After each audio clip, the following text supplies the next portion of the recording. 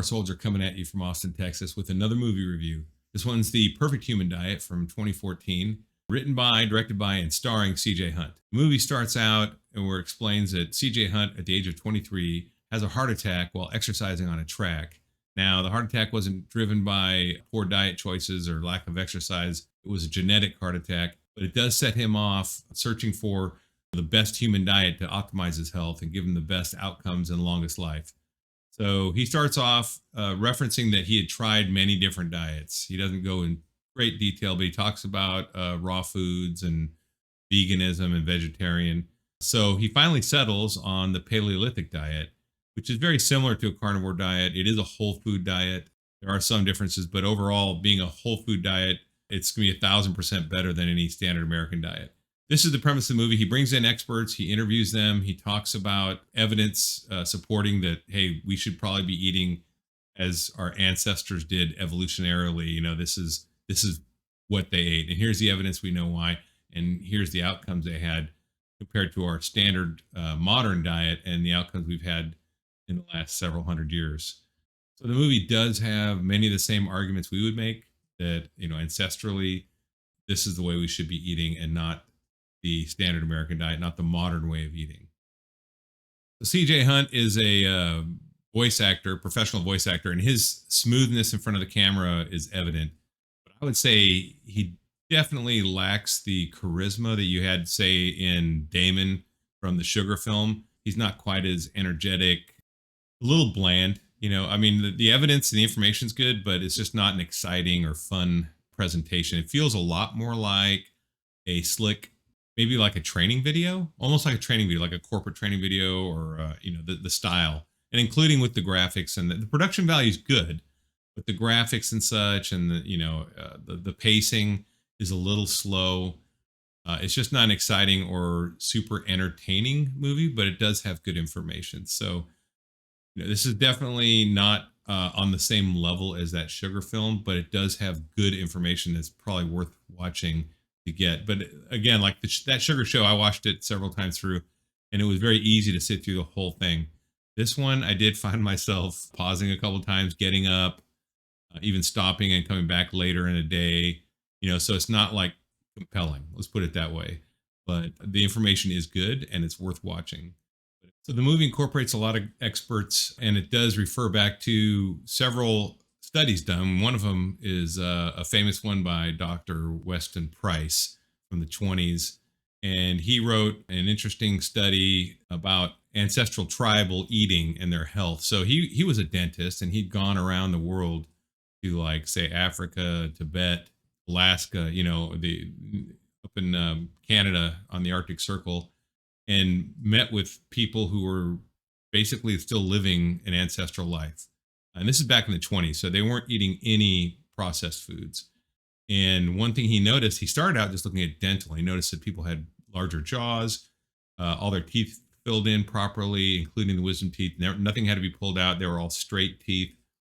He noticed that people maintained their full set of teeth their whole life. Their teeth didn't fall out when they got older. And he compared that to the people in the Western cultures, the modern Western cultures, where they had tooth decay, and in the ancestral cultures, they didn't.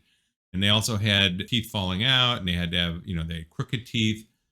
And he noticed that, okay, so there's something in this diet that's changing their teeth. But then he also noticed, while he was doing this and documented, that the people in the ancestral way of living, eating the traditional ancestral diets, wherever they're at, whether it's the Alaskans, the Inuit eating seal blubber, you know, or people eating fish that are on the coast, they were all eating animal fats.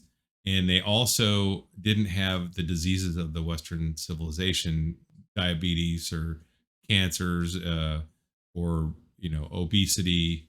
These kind of things weren't happening in mass. You know, they're very rare. So much more rare than they were in the Western society, where we're having all kinds of issues, heart disease, that kind of such. So it was a very good study. It's famous. It was actually referred to a little bit in that Sugar film. It's referred to much more in this. There's another study that came to mind with Dr. Karen O'Day, and she was working, she's Australian and working with the Aborigines, another primal ancestral tribe.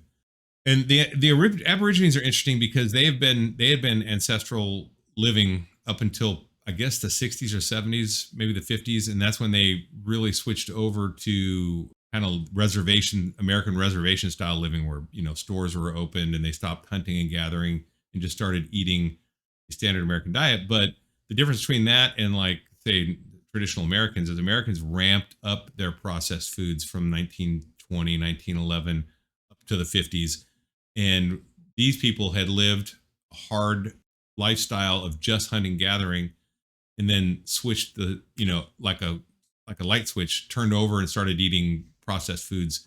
And there was a huge number of processed foods because these stores were just filled with them. So these grocery stores opened up. People started, Aborigines started going in there. And actually, in that sugar film, they show the plight of the Aborigines very well. So you can see that it changed their societies completely. That diabetes and heart disease became like the number one killers, and that was unheard of in decades before. So that movie explains it's just sugar, but so Dr. O'Day runs an experiment where she gets a group of male Aborigines who were hunter gatherers before the stores came in, and they were all lean and healthy, and then they got all fat, they got hypertension, diabetes, obesity after being on this lifestyle. And she said, "Hey, would you guys be willing to go back and do some primal living? Go back and do your hunter gathering, because you already had the skills, right? And they knew the land." So they said, "Yeah, we do that." So they went back, and in, I think it was a matter of like 7 weeks, all of their conditions reversed. This is just like the carnivore diet, right? I mean, it's exactly. They basically went back to eating their traditional full fat diets, and all their conditions went away. They lost the weight, they trimmed down, they just normalized. So again, this really echoes like what we experience in our lives, that we're returning to a normal state. And we saw that in that study, and that was a really cool study. Now, they didn't actually interview her; they kind of did a discussion about it, but it's still good. It's worth watching. That's another thing I pulled away from this video that was very good.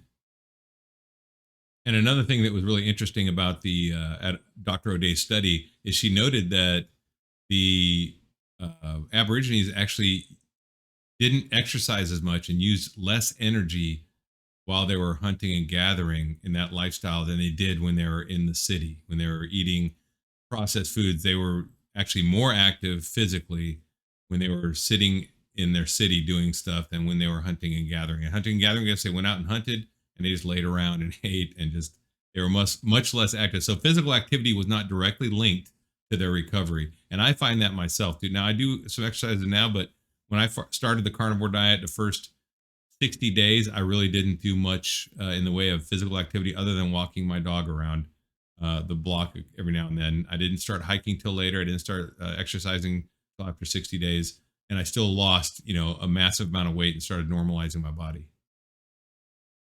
So the movie has a lot of great interviews with these specialists too, talking about the origins of the dietary guidelines for American way of eating, and how they were originally basically generated by political staffers who weren't even scientists or scientific people, and they just went with the hypothesis that fat causes heart disease, and people needed to have more carbohydrates and less fat in their diet, and that's where we got the food pyramid. So we've had 30 or 40, actually probably 40 years now of improper guidance filtered down through the government, pushed down.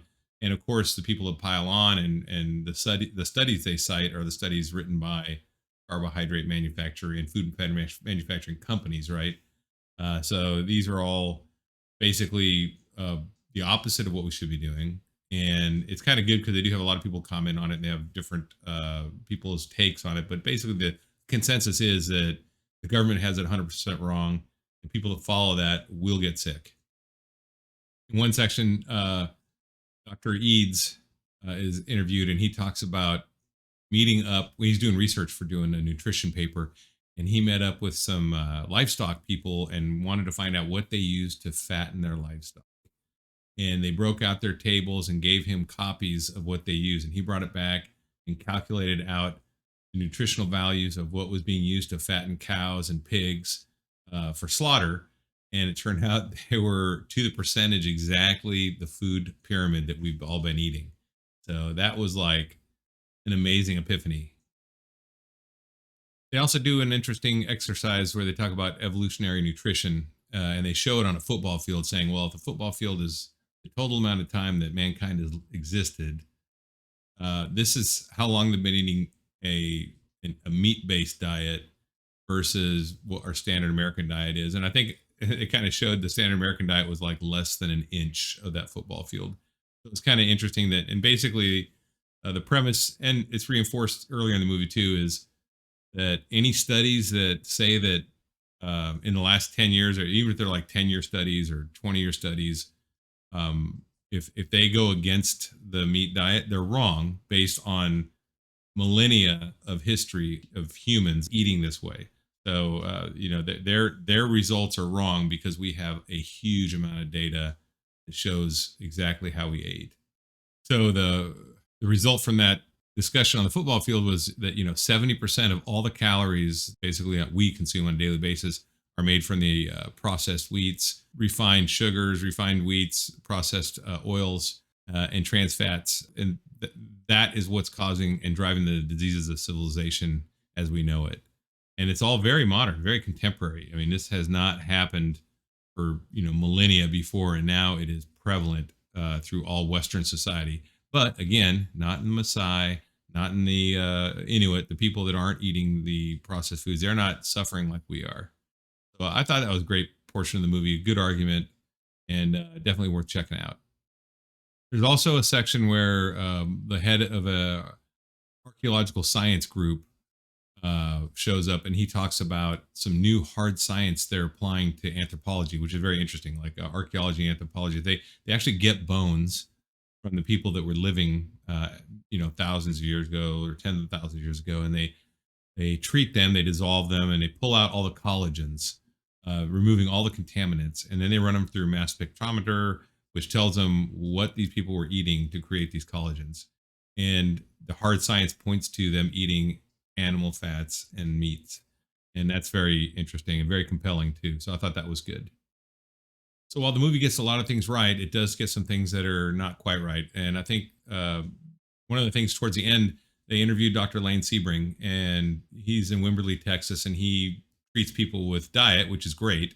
But he talks about human food and non-human food. And one of the things he talks about with human food is, that's your whole foods, and your non-human food is your processed food. I totally agree with that. But then he goes into saying that, you need your lean meats, and he keeps repeating this, that lean meats are what you want, no fat. So he's already, off basis from what everything in the movie has talked about, which was that humans ate fatty animals, and that helped develop our brains and all this. So, I mean, he's basically contradicting the early parts of the movie. They do go in a grocery store, and he points out a lot of human foods versus non-human foods. Overall, it's pretty good. Some of the stuff's wrong. He talks about eating the veggies and the and nuts and the fruit. We know from a carnivore standpoint, that's probably not a good idea.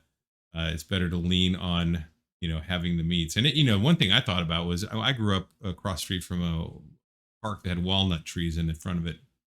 We used to go get walnuts. And when we'd want to eat a walnut, we had to crack it. And it's a lot of work, to pull walnuts apart. I mean, you don't sit there and just grab a bag like you do today. These are all pre-cracked walnuts. You can just get a handful and eat them. That's not the way it was. It worked a little different. And I think, looking even at hunter-gatherers, they'd have to actually go out and get it. They're not getting a bowl put in front of them full of whatever these things are. So I think if they did eat nuts and berries and such, it's probably to a lesser extent than what the standard American diet, offers us, where we can just get on the fly a whole huge bag full of even pre-cracked pistachios if you want, which is ridiculous. And that would take a long time and a lot of work to get going. So, and also we in the wild, they're not going to be treated or processed at all, and a lot of the nuts we have here definitely are processed. So I think when he talk in the grocery store, he does put emphasis again on lean meats, which I think that's just totally wrong. And it completely, the movie never addresses that there's a conflict, but there was. So anyway, that was interesting. So overall, the movie was good. I give it a C plus, B minus. It's definitely worth checking out if you want to deepen your knowledge. There's a lot of good tips on there. Like you can go and do some more research on some of these papers they talk about, or some of the techniques they use to build your knowledge up. As far as like just recommending it to people in your family and friends, yeah, if you want to sit down and watch it with them, I don't think it's as good as that sugar film, but it does have some good points that you can bring up, and it's not going to hurt. So the movie's okay. It's entertainment values okay. It's like a C-level movie. It's not as engaging as that sugar film, which I'm going to set right now, since the only other one I've done as the standard right now is a entertaining, engaging movie.